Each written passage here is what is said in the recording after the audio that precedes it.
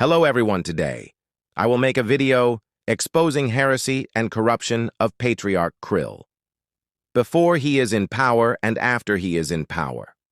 1. Before power, as Metropolitan of Smolensk and Kaliningrad, head of DECR. KGB involvement.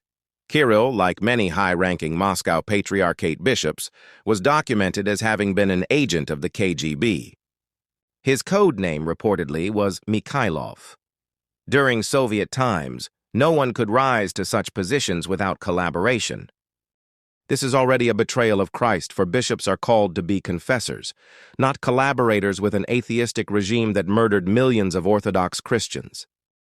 Ecumenism with Rome and Protestants. As head of the Department for External Church Relations, DECR, since 1989.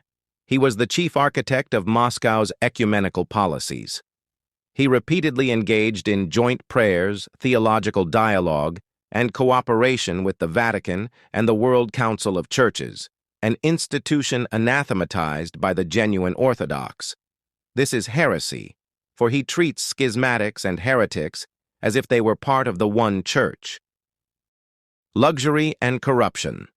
Even before he became patriarch, Krill was notorious for his wealth. He was linked to profitable cigarette and alcohol import businesses in the 1990s, the tobacco metropolitan, enriching the church bureaucracy at the expense of public health. This is mammon serving, condemned by Christ, Matthew 6:24. 2. After enthronement as patriarch, 2009-present, open ecumenism. Krill has met with multiple popes, culminating in the 2016 Havana meeting with Pope Francis. There he signed a joint declaration that downplays Orthodox ecclesiology, referring to Catholics as a sister church. This is blasphemy against the Creed and the Fathers, for the Church of Christ is one, not divided. Globalism and state servility. He serves not Christ, but Caesar, Putin. Instead of rebuking injustice, he blesses wars and government oppression. His Russian world ideology, Ruski Mir, makes orthodoxy into a tool of Russian nationalism, contradicting the Catholicity, universality of the Church. Lavish lifestyle.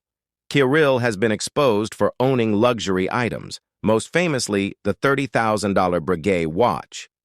Though official photos tried to conceal it, its reflection in polished tables betrayed the truth. Such hypocrisy shows attachment to vanity and wealth, not humility. Silence on persecution of genuine Orthodox. The Moscow Patriarchate under Krill has cooperated with state authorities in persecuting true Orthodox Christians who reject ecumenism and Sergianism. He continues the Soviet pattern of suppressing. Faithful Orthodox witness in favor of institutional power. Doctrinal betrayal. Krill speaks of different ways of salvation for other religions and often minimizes the exclusivity of the Church. This is condemned by the Fathers. Outside the Church, there is no salvation. 3. Spiritual diagnosis. Genuine Orthodox. According to the genuine Orthodox Church, Patriarch Krill is a Sergianist, continuing the heresy of Metropolitan Sergius, 1927, who submitted the Church to the atheist Soviet state, an ecumenist, teaching that heretics and schismatics are part of the Church, a mammon worshipper, living in luxury while his people suffer, a false shepherd, serving politics and power rather than Christ. Thus, he is not a true patriarch, but a false bishop outside the grace of God's Church.